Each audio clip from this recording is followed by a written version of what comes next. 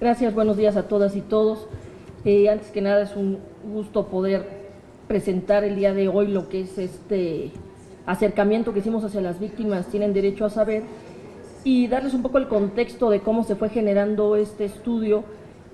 Hubo en el Monumento a Zarco una presentación muy emotiva por parte de víctimas que habían perdido a algún familiar por haber ejercido el periodismo. Y lo que nos llamó la atención fue el hecho de que no tuvieran ni siquiera conocimiento del propio expediente ni cuál era la causa que se les había iniciado para efectos de la investigación.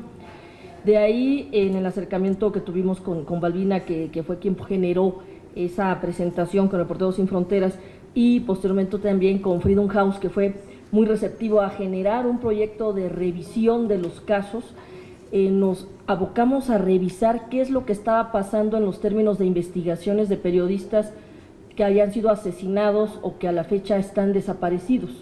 Y nos dimos a la tarea en análisis de casos, ya Balbina les podrá comentar los 6 casos que se documentan en este documento, pero para nosotros era generar metodológicamente una revisión de lo que estaba pasando y por qué el nivel de impunidad, que mucho también afecta, lo veíamos ayer en otro emotivo homenaje que se hacía a defensoras y defensores que ahora también sufren las agresiones por estar llevando a cabo su labor.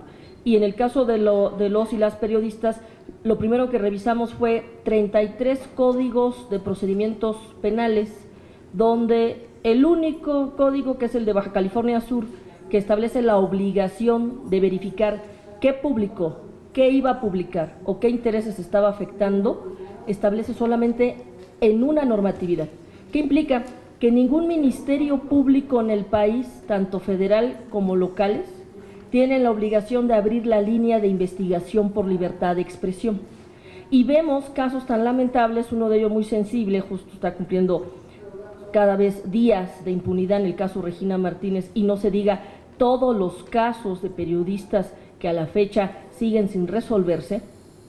Vemos que hay institucionalmente una omisión de generarle la obligación al Ministerio Público de investigar. Y vemos que generan la pista falsa. O fue que pasaba por ahí, o fue que fue un crimen pasional, o casi hasta la expresión más burda de ellos se lo buscaron. Entonces, ese mecanismo institucional de omisión es el que ahora genera la responsabilidad. Y el que tenemos que ir atendiendo es una parte de los pendientes que se tienen incluso aquí en la capital del país, donde el Código de Procedimientos debe integrar la obligación de investigar la línea de investigación por libertad de expresión. 2 casos muy sentidos también que hubo en la capital de asesinato de 2 periodistas, sí se abrió esa línea de investigación, aunque no estaba previsto en el código que se llevara a cabo, y que afortunadamente no fue un caso directamente relacionado por su labor periodística. En el caso de lo que nosotros documentamos al revisar normativamente, es que hay expedientes con más de 6 años abierta una averiguación. ¿Qué implica que una averiguación lleve todo ese tiempo? Que no ha sido consignada. Automáticamente nos lleva a que no hay un probable responsable y ni siquiera se turna a una autoridad judicial para que continúe un procedimiento. Y vemos que hay expedientes tan delicados donde ya está no solo muerta la persona que detonó la investigación, sino el policía, el abogado, los propios testigos de la causa. Entonces es muy delicado el contexto que vemos en nuestro país de documentación de casos, porque vemos que la impunidad manda un mensaje donde la forma de sobrevivencia para el periodista es la autocensura. El no entrar a temas que lo puedan poner en una condición de vulnerabilidad, y lamentablemente tenemos una situación de alerta en nuestro país en materia de libertad de expresión.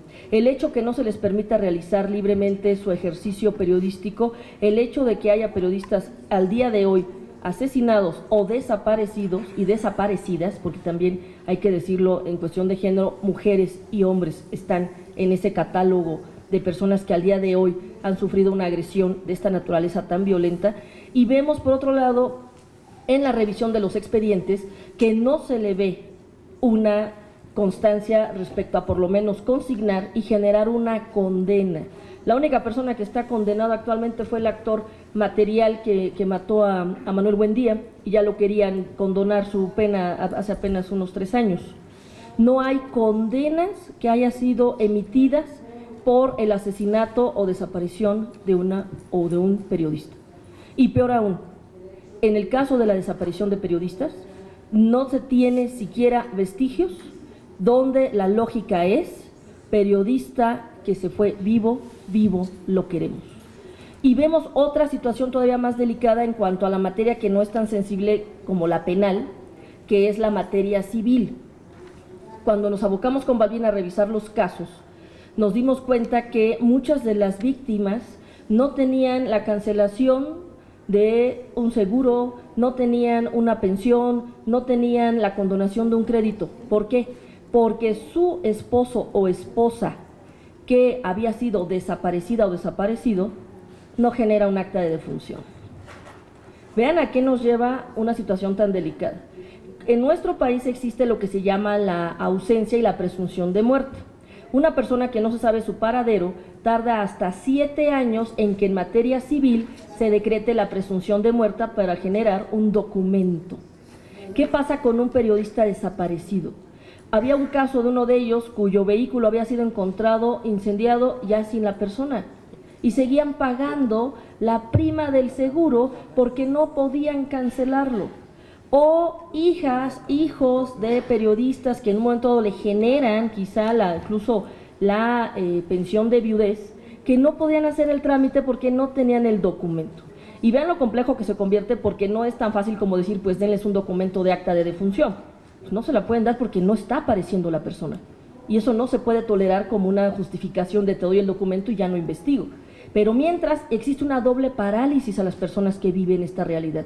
Una situación de no saber, el no tener ni siquiera acceso a su expediente, que fue algo que se logró con este proyecto gracias a Freedom House, con Balbina Ten, Reporteros Sin Fronteras, acercarles por lo menos a saber cuál era la realidad de la documentación de su caso. Pero otro más delicado es la parálisis institucional que genera el que ni siquiera pueden asumir el duelo de lo que implicaría una tumba donde llorar.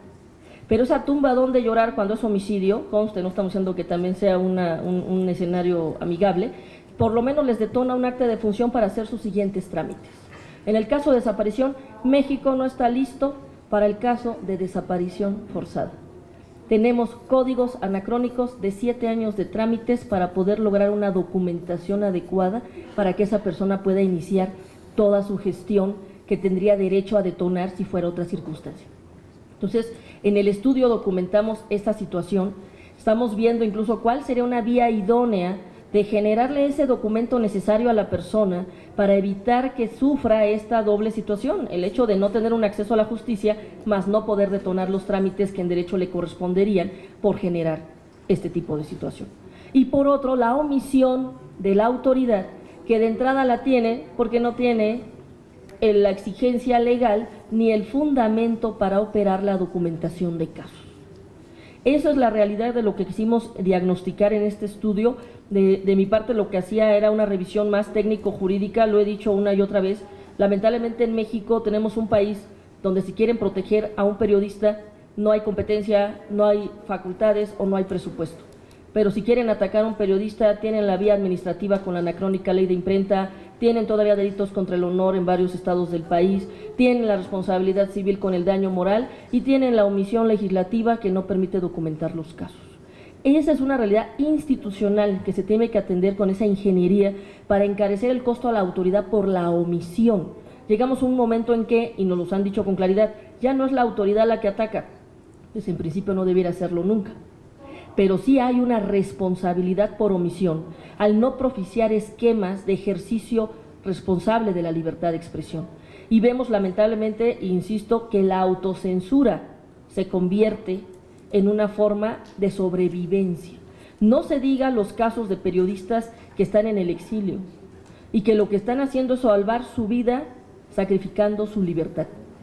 Y que al día de hoy no existen mecanismos adecuados. En el caso del Distrito Federal, existe un convenio que se hace vía mecanismo de protección que requiere ser una ley y que requiere un presupuesto eficaz, porque vemos otra vez que a lo que nos lleva es que hace falta medida preventiva. Las medidas preventivas, pero también las condiciones. Vemos que hay leyes, como las leyes de protección de defensoras y defensores, que ya es una afrenta a su propia existencia. Quiere decir que no está garantizándose ni siquiera la defensa de la víctima. Deben ser leyes temporales, deben ser leyes que en un contexto de urgencia atienden una necesidad, pero luego regulariza el hecho de que podamos ejercer nuestras libertades sin que vaya de por medio la vida o la integridad. Al día de hoy ese contexto no existe y no se puede dejar a un lado. La Ciudad de México se ha caracterizado, ya despenalizó delitos contra el honor, ya tiene leyes sobre secreto profesional, tiene la ley de honor, que hace falta actualizar el procedimiento, pero hace falta, y no viene en el Código de Procedimientos Penales, la línea de investigación de libertad de expresión. Y volvemos al punto cuando de repente quieren descalificar estas propuestas, de qué privilegio goza un periodista para darle una ley especial. Momento, no es la protección de su libertad de expresión como derecho individual, es la protección de un derecho social a saber por la función que cumple.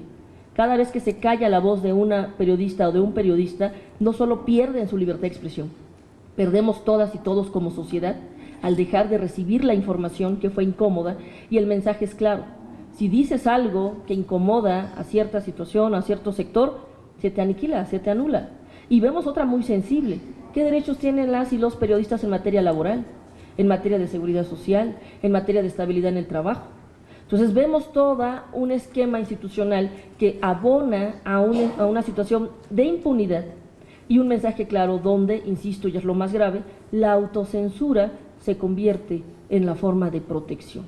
Eso no puede ser, y es una parte de lo que se está documentando en este estudio que hoy les compartimos, y que incluso, y tengo aquí al lado a Balbina, quien todo su ejercicio congruente, comprometido, la lleva ahora a estar también en una situación de amenaza.